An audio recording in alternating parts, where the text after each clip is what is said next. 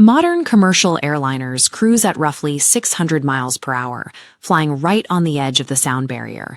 Up here, the physics of flight turn incredibly hostile. When an airplane reaches Mach 0.75, the air doesn't flow cleanly around it anymore. Instead, airflow lines compress and bunch up in front of the nose, creating a high-pressure wall. At Mach 0.85, it violently snaps into a visible shockwave cone. A graph shows aerodynamic drag spiking vertically as the aircraft fights a massive physical anchor. Engineers call this dangerous speed range transonic flight. Transonic flight is the aerodynamic regime where airflow over some parts of an aircraft is supersonic, while airflow over other parts is subsonic. The core challenge is figuring out how to punch through that massive wall of drag without tearing the airframe apart. Cracking this drag barrier was the only way to make high-speed flight efficient enough for ticket prices to stay within reach of average passengers. Back in the 1960s, early passenger jets were slamming hard into this exact speed limit.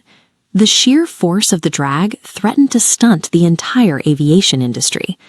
To dissect what was happening in the air, the problem was handed to NASA's Langley Research Center, the agency's primary laboratory for experimental flight. NASA assigned aerodynamicist Richard Whitcomb to lead the investigation, tasking him with finding a way to actually see and measure this invisible transonic wall. Whitcomb and his engineers spent thousands of hours putting aircraft models through high-speed wind tunnels, illuminating airflow to map where the drag originated. The tunnel data revealed a surprising culprit. The traditional teardrop curved shape of airplane wings was actually causing the massive shockwaves. Fixing it required a complete architectural redesign of the wing itself. Look at this cross-section of a traditional wing. As air accelerates over the curved top, it moves faster than the plane itself. That local air breaks the sound barrier too early, triggering a massive, disruptive shockwave right in the middle of the wing. Whitcomb's counterintuitive answer was a totally new shape, the supercritical airfoil. First, he drastically flattens the top surface of the wing, preventing local airflow from accelerating as fast and delaying the shockwave. To restore lift, Whitcomb added a pronounced downward scoop at the rear, known as the aft camber. Fluid dynamics dictate that these exact geometric changes weaken the shockwave significantly and force it much further back along the wing's surface. This specific shape successfully increases a metric called the drag divergence Mach number.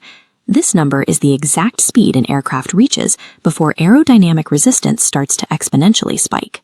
By reshaping the wing to steer airflow rather than fight it, Whitcomb's design proved that aircraft could finally maintain high speeds with significantly less resistance.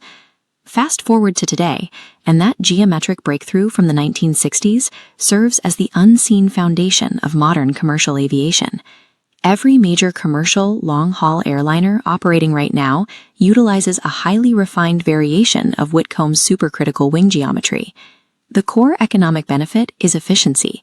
This precise shape allows massive passenger planes to cruise just under the speed of sound without burning completely unprofitable amounts of jet fuel.